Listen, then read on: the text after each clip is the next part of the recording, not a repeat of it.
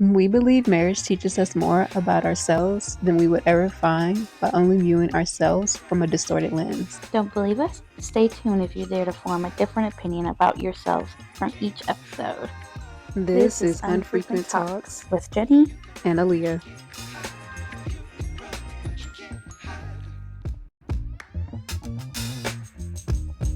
Welcome back to our Unfrequent Talks, where we share unfiltered, unhinged conversations, usually about topics that you have no idea on until we are here.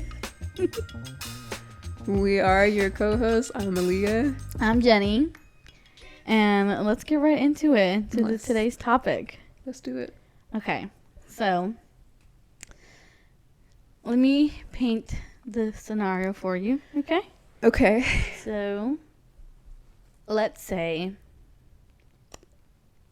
and this was to preface this was a hot topic on another conversation on social media. I can't remember it. It'll probably come to me later. But basically, let's say that I was unfaithful. I cheated on you. And I took accountability. And you forgave me and we stayed together. And it's now been 2 years. And you come to me and you're like, I never really got over it. But nowhere in between then did you bring it up. Nowhere in the 2 years did you bring it up to me. Until 2 years later, you brought it up to me. And now I am telling you, like, okay, well, that's not cool. That's not happening. You're going to have to get over it because it's been 2 years. Well, excuse the fuck out of me. Okay. Okay. Do you think me telling you, like, okay, we're going to set some boundaries on you not being over it now that it's been 2 years, do you think it would be fair of me or selfish of me to set boundaries on the types of conversations that we have after you disclose to me that you have not gotten over the fact that I was unfaithful to you in the last 2 years? First of all,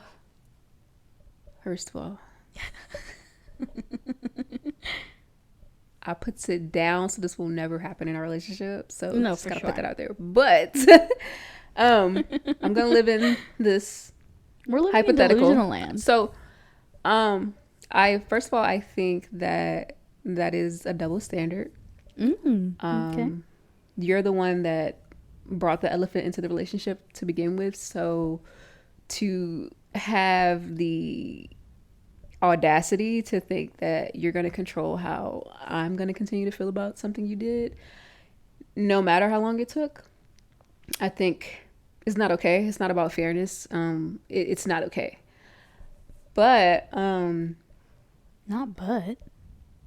I will say,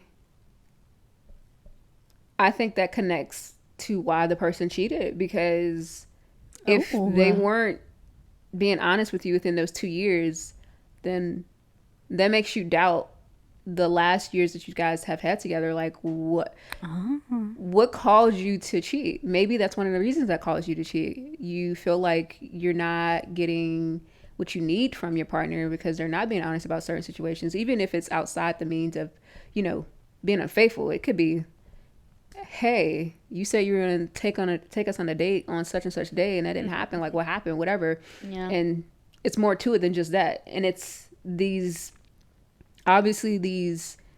events that lead up to you thinking that it's something more than just, oh, I forgot, or oh, I'm sorry, or oh, I got you next time.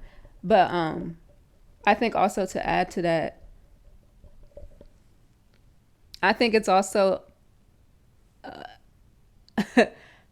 I think it's also a good idea for the person that is upset that the person that lied or the person that wasn't honest the last 2 years to kind of have an open mind, because you also have to remember the trust has been broken, and it's taken a while for me to come to terms with, this is the person that I fell in love with and they did this act to me. So it's a real betrayal when that happens. And to the other side of that coin, to play devil's advocate, honestly and truly, like if you were to do that to me, I feel like I would feel that way. I feel like I would act like that. You would act like everything's fine? I wouldn't act like everything was fine, but what you said to me, the way I interpreted it was, I just choose not to vocalize what I'm going through internally to you. Okay. So you would be holding everything in. Yeah. Okay. And I guess to your point, acting like everything's fine. Mm-hmm. But yeah, I think I would act like that. Yeah. So you would act like that, okay. So how, and this is me sticking to the script. Okay, stick to the script. To the delusional script. How then do you think it's fair for me, the person who injured you, Okay. to begin with?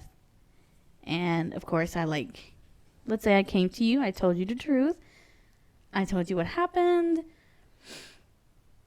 and we moved forward together. Okay. So now in my mind, I'm thinking that we're okay. And it's been 2 years of me thinking, or my reality, my truth was that you were fine. Mm-hmm. Because it's been 2 years. Mm-hmm. How then would you expect me to react after hearing it? Can I be honest? Absolutely. I really don't care how you react because I'm still injured. The wound is still fresh. Mm-hmm. The years do not equate to the healing of the wound. Mm-hmm. And it's because something is still festering within myself that I'm too afraid of to express to you. Mm-hmm. And I guess that's kind of like the whole premises of how we got here. Yeah. I guess the real question I would be asking is, what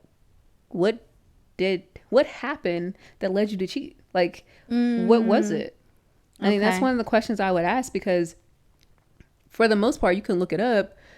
When people cheat, they don't just cheat just for the sake of, oh, she looked good or he looked good, so I just had to have him.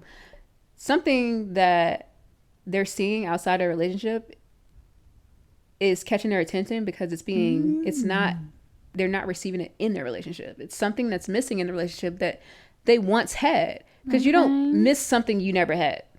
Like, True. That's just the truth. You had something in your relationship, and now the spark has left, and now you're stepping out because you want that hit again. You want that dopamine hit. And I think that's kind of the real thing people need to understand going into relationships is the spark is going to go out. I don't care who you are. The spark is going to go out. Am I right or am I wrong, no, babe? You're right. It's our job as the people in the relationship, in the marriage, to spark those freaking embers again. Yes. And it's our job. And here's the thing. And we can give the representation with a charcoal grill, or I don't care, a fire pit. Yeah. When you're outside and you're cold as hell, and the wood starts to deplete, and you just start to see like the ashes and the red shit. Yeah. That's where your marriage or your relationship is in Shit's Creek. Like, it's up a creek without a paddle. Yep. But it does not mean you cannot get up the creek. Exactly. Because you're in a creek, so it's still going to move. It may take a while, but here's the kicker. You got to put in work. You can't just let the boat just kind of sail away. Right. Like, a boat doesn't leave without its captain. It doesn't know where it's going without the captain having a way. Yeah. But my point in that is, you got to add the wood. You can't ask for the heat and not add the wood. Like, you just can't. And I think that's where people are getting at. They're getting too impatient. They're being lazy. And their expectations are way too high. I tell that to anybody. You got an expectation of thinking your marriage is going to constantly always be here. Good luck. Bring it down. Come back to earth. Yeah. There's more of these. And I say these because we're not always down here in rock bottom. Exactly. And we're not always up there. That's toxicity. That's not okay. Nope. But you do have times where, you want to elevate it. And it's just going up and down and up and down. That's so true. It's so true. And to add on to what you said about the reason people cheat is because they're not getting what they once used to get in the relationship. Mm-hmm. So they go seek it elsewhere. I think on top of that as well, people aren't getting what they want. Yeah. Like they never, like that they have true. this idea of what they want, but they don't voice it to their partner. So their partner doesn't know, or they voice it to their partner and their partner's like, no, I'm not doing that. And so they go, or like, I'll just go get somewhere else to see if this is actually what I want.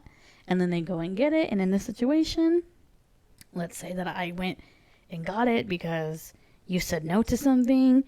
And I'm like, oh, this was a bust. Right. Like, I have to tell her no because, like, I'm, like, upset at myself. Right, exactly. And some people like pity parties. So they're like, I'm upset at myself. So let me go make her upset at me, too. And we can both be mad about the situation together because my fantasy didn't play out. Yeah. And misery loves company, so. Misery does love company. Misery does love company. I totally get your point, though. Like, I 100% agree. There is no time limit because even in our relationship, there has been plenty of times where I have brought something to you that you've done like years ago. Yes. And the reason why I brought it up is because like I didn't get the closure that I wanted. I didn't get the answer that made sense to me. Mm-hmm. So I was going to keep on bringing it up until I got it. Yeah. And that was hard for me because, even I say this all the time, probably could make a reel out of it. Even though we are two women, I'm very logical and you are emotional. Yes. And so when you bring something up that I feel like I've already acknowledged and made my, I guess, apologies to, I'm at a loss for words and I'm confused. Uh-huh. And in that vein, I'm now focused on why is she still bringing this up when I thought I addressed this? I'm not even trying to rationalize why you're bringing it up. I'm in the section of why she bringing it back up. Not okay, why could she be bringing this up? Like starts to give myself answers and answering your question. No, I want you to answer my question. Why are you bringing this up again when and I say I thought we already addressed this. But in that same sense, it makes sense. Yeah. That at one point in time, it made sense to you of why I did something, and you moved on from it. And then we hit a rough patch again, and that rough patch reminds you of something I did in the past. Mm-hmm. You then you compound it and you bring it up into the equation. Yeah. But I have learned, and I say have learned because I have not always been an understanding person of knowing and understanding why you bring things up. But I've gotten to a point where I had enough rough patches to understand you're bringing it up because you need clarity on something that you thought you had once, but now you're not so sure.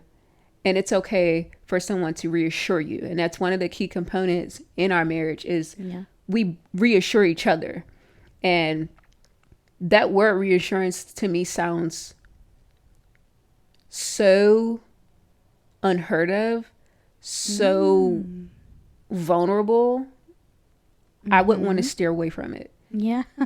Because it exposes me and my emotions.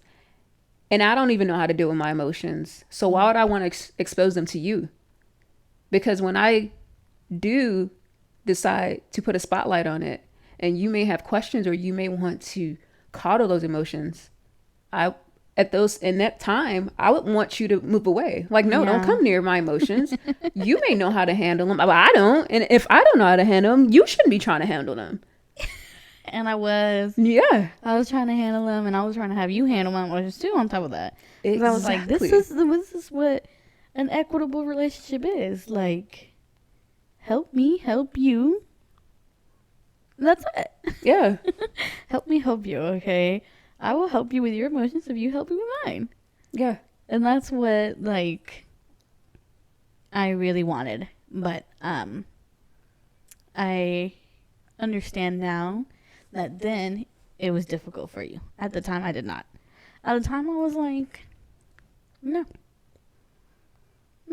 you're gonna listen to me. Like, I don't care. You're gonna listen to me. I was like, I don't care if I have to lock you in a room. You're gonna listen to me. You could stand that. Oh my gosh. I can't stand it. You could not stand that.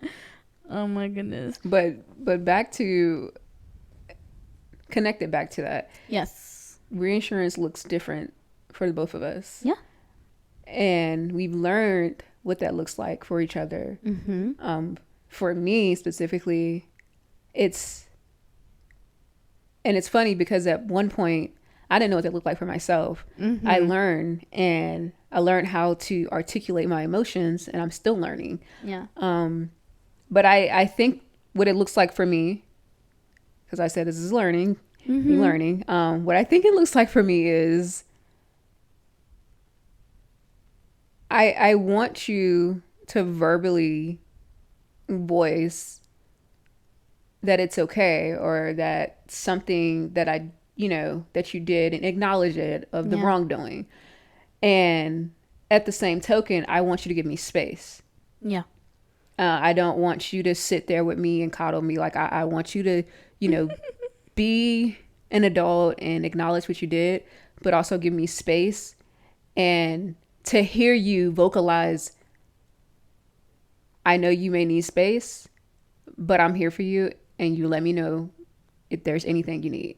Like, hearing you say that lets me know that, for one, I'm not on a countdown of how long I can stay in this emotion. Mm-hmm. For two, I'm not having anxiety, frustration, all these emotions running through my mind at once while I soak up my emotion.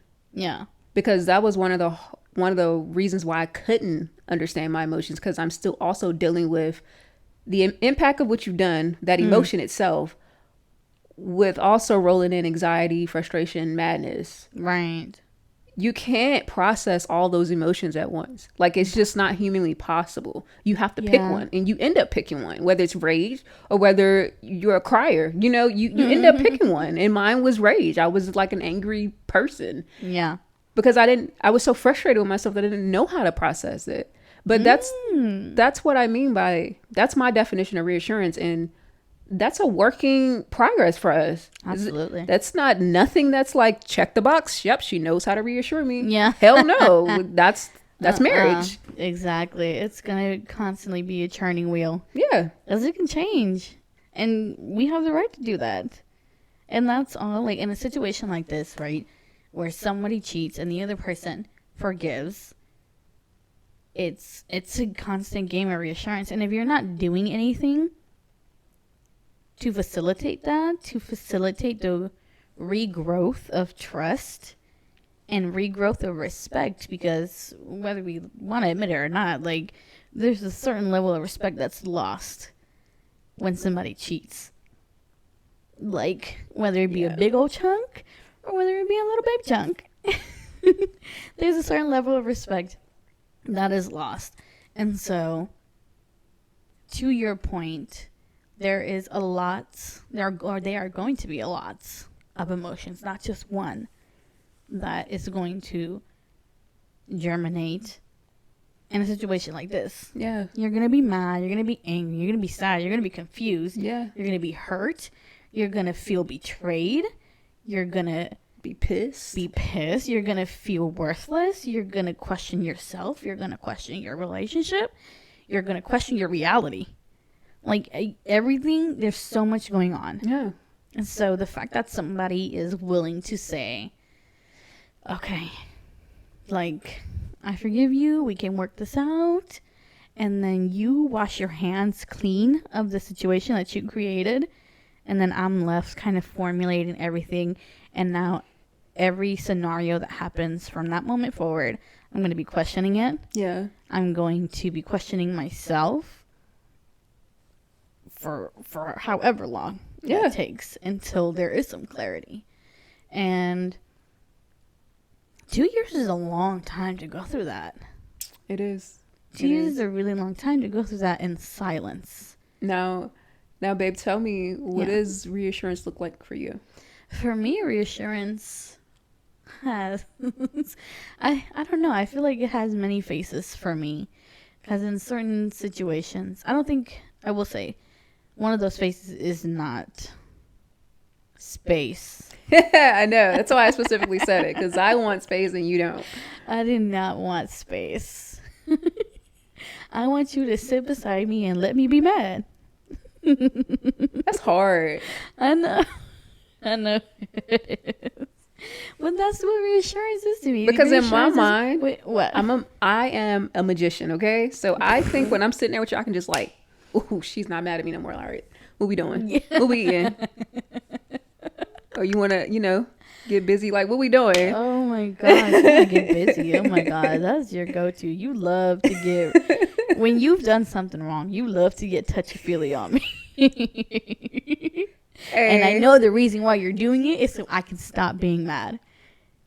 Whoa. Well, it's not necessarily to reassure me. Now, there have been lots of cases. I love you so much. There have been lots of cases where you are affectionate just the right amount that I need in those moments that I am upset with you. Yeah. Absolutely. It's some situations where... And you don't do them often. I can't remember the last time you did it. Okay. But it's very few times. Because a lot of times you're just like, hey, babe, I love you. And you give me a kiss. You hold me.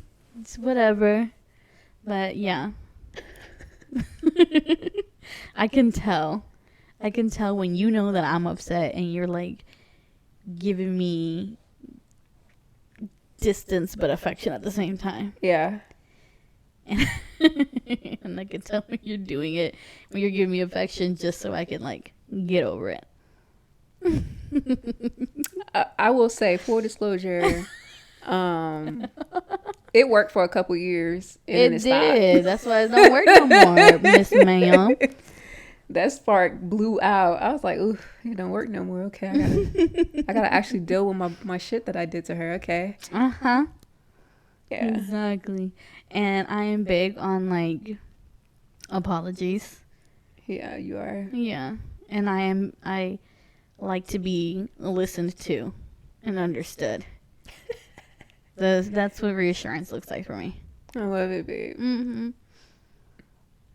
I'm working on it. Yes, you are. You do such a great job, honey. You're doing great, sweetie. Doing great, sweetie. You are. I'm being funny, but you are. Okay. You are. You have come a long way. And I know we say, like, if either one of us cheats on each other, we're going to hit the feet. She's a runner. She's a track star. Out the door. Like, I know we say that, but, like, we are 7 years deep in this thing. We are, but... So would I be happy? Absolutely not. Would I want you to do that? No. Do I think you're going to do that? Absolutely not. Right. That was my point. It's like... If we ever had to cross that road, mm-hmm. then we would talk about it if we had to cross that road. Exactly. But one thing I learned about us is we have really good intuition on our own and within our marriage. Yeah. So honestly and truly, if one of us was to do it, the person that is getting cheated on would know. Oh, 100%. before it even happened. Like, it's just, we got this type of telepathy chemistry that is just so passionate that I know that you would pick up on it. And it's funny because we don't even check each other's phones like that, but you get like, and you got it worse than I do. You get like this sixth sense, and you would pick up my phone and you're like, who is such and such? And I'm like, oh, that's so and so. You're like, oh, you didn't tell me about this person. And I'm like, oh, well, yeah. But it's just like, I'm clairvoyant. What can I say? You are. The Lord bless me. He did. But yeah, I mean, at the end of the day, I am head over heels for you. So to put it frankly, yes, I'd still be here, because I think if there's anything I learned with the amount of years we've gained, and thank God for it, is the years have given us so much wisdom. Yes. And with wisdom, and this is a couple things I picked up from listening to the Bible, so if you don't like it, fast forward, but I don't care. You need to hear it.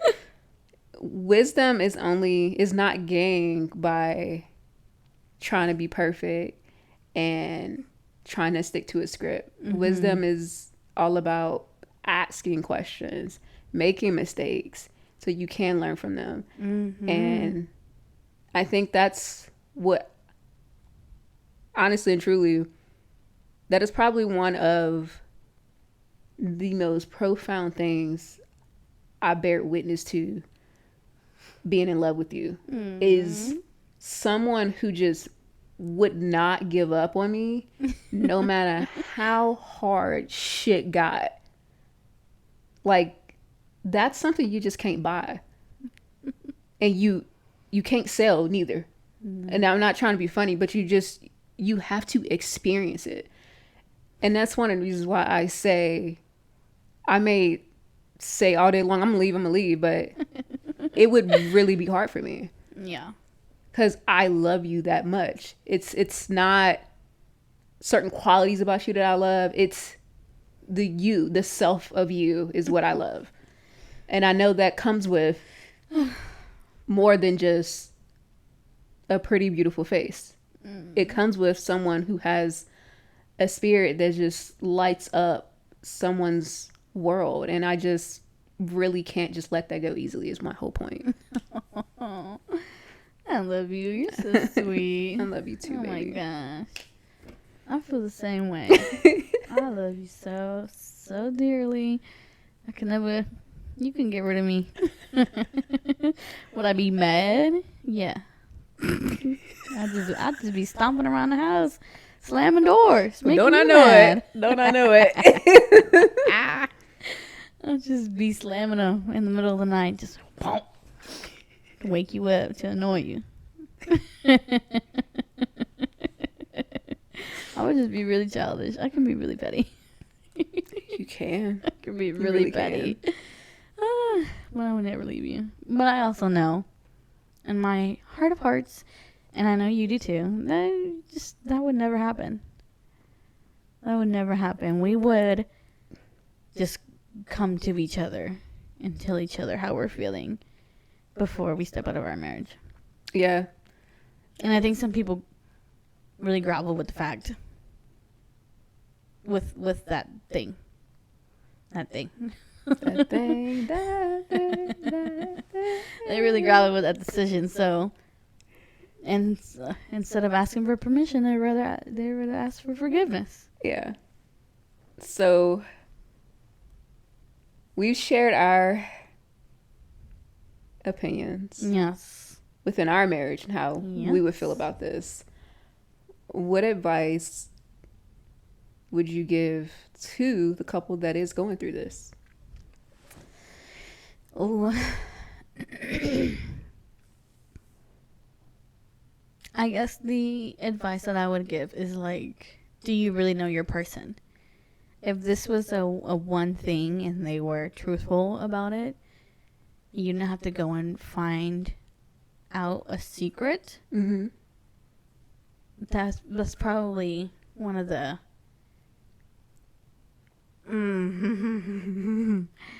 that's probably a thing that you would want to do, is come clean about it before it happens, about your thoughts or your desires or whatever's going on in your mind. Yeah.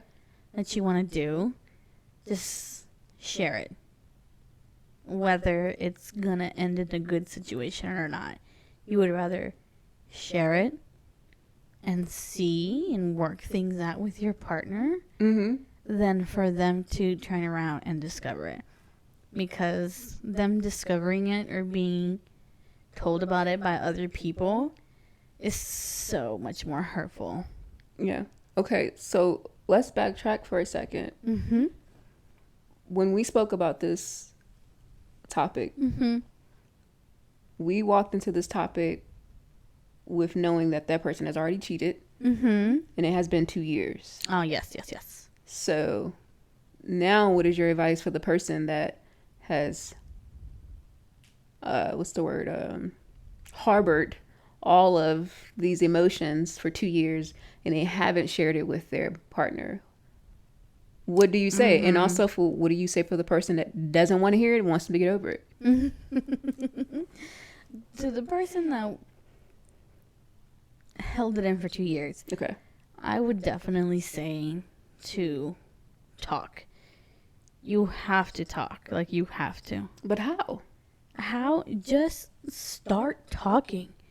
Start talking about something that they did that made you mad. They folded the clothes wrong. Okay, that's going to spark something. That's what I'm saying. Like, just start talking. If you start talking, shit is going to snowball into what you're really trying to say. Okay. Because I know for me, a lot of the times what I'm really trying to say gets overshadowed by other stuff. Yeah. That doesn't have to do with what is like really tying a knot in my throat. Okay. Per se. Okay. But as soon as I start blabbing about something, it kind of snowballs into what I really want to say. Okay. And so just talk. Just talk. It doesn't matter if you talk for like an hour, for 10 minutes, or for a whole month. Just talk. Just talk. Because every time you talk, it's going to trigger something else. And then that's going to trigger something else. And then that's going to trigger something else. Until eventually you actually say what you mean. What you're really holding in that's like crippling you internally. Yeah. Okay. And to the person that did the do and put the relationship in the situation, I would say to just shut up and listen. Just shut the hell up. Just apologize. If they say you put the dishes in the dishwasher all crazy, why would you start the dishwasher with only 3 dishes in it? That makes no goddamn sense. Just say, you know what, you're right. It don't make no sense. I'm sorry. Hey, work like a charm. Like, I'm so sorry. I won't do that again. And then that's gonna start something else, and just keep on listening. And in those moments, I strongly encourage you to take a deep breath. Yeah. To take a deep breath and remove yourself from your emotions and just sit in whatever it is she's saying. So like mentally just sit in a quiet, empty room with no other emotions that can tap you on the shoulder and be like, let's get mad at her, because why the fuck is she mad at me about the goddamn dishwasher? Tell her to shut up. Right, yeah. Tell her to get over it. The dishes are clean. Don't matter anyways. No, just take a deep breath and just really listen. Okay. Take accountability. And if the relationship is strong enough, I don't see a problem when saying, is that really what you're mad about? Is the dishwasher? Because it feels like it's something else. But you have to, of course, say it in a tone that's not going to be like, what the fuck you really mad about? Yeah. Because that's like, going to spark something else. Because now you done threw the F-bomb at me. Why are you cussing at me? And that's going to turn into something else. So that would be my recommendation, my suggestions, my Okay. friendly suggestions to people as someone who has received the cheating end of a relationship in my past relationships. Yeah. For me, I would, for the person that is harboring all of these emotions, honestly and truly, I would tell them, or my advice would be, and it might sound very chaotic, but I'm just gonna ask them, like, ask yourself, do you feel guilty? Like, do you feel guilty about what they did? Like, is that why you're refraining from expressing what's going on with you? Mm-hmm. And if that is the case, please, like you just said, speak to it with your partner. Yeah. My second piece of advice would be, you're only hurting yourself. Tell the people. Because you're the one that's sitting with these emotions on a day-to-day in front of the person you allegedly love. Not allegedly. Because to me, if you love that person, that love means I can share everything with you freely. Mm-hmm. So now the question of love is on the table. And we can go all day long. Like, it can be endless. Yeah. But I'm going to stop it right there and just say those are the two things you need to focus on. Because at the end of the day, the common denominator in these two perspectives, it's you. It's the person that's sitting with the emotions. Yeah. And you have to remember that you're in a relationship. You're not single. So Right. you have the invitation to speak about what is going on with you. Yeah. For the person that cheated, the only thing I would say to them is, you made your bed. Now you need to lie in it. Ooh. If Just like that. if you know going into this that you cannot handle the possibility of this happening, you should have never did what you did. But the damage is done, so now you have to sit with it. It's uncomfortable as hell, absolutely. But I can imagine to your partner, it was uncomfortable for her to hear the news that you cheated. So Period. that is that. That's good. That was good. This was a really good topic, babe. Like, I really appreciate that. Thank you. And I don't mean to bring up a lot of cheating stuff. It's just with a lot of there's a lot of situations that people be going through. It is what it is. We're here for them. I mean, we're going to share our point of view and how it would affect our marriage. We've been together for 7 years. And then we also want to give you guys a piece of advice for anyone that's listening and may have encountered this. I mean, we're here for you guys, and we appreciate your support. Exactly. If you want to drop us a situation in your relationship or some advice on what you have gone through or what we have shared, make sure to reach out to us through social media at Unfrequent Talks Podcast. Is it going to be right here? Right here. Yes, right here. Make sure to subscribe to our YouTube channel or on Spotify. Give us a thumbs up. Hit that bell button to subscribe and get all the notifications. And I think we have some news for the folks, don't we? We have some changing of dates. Oh, yeah. I think we have some news for the people. So starting this month of May, because we're in May. Yep. The end of May, we are going to start posting every week. Expect new episodes every Thursday, no matter what. We are not flubbing around. We're not flubbing around. New episodes every Thursday, whether you like them or not, whether you just play them, turn the volume all the way down, and just, give us those listens, those views. But yes, thank you so much, everybody, and we'll see you on the next one.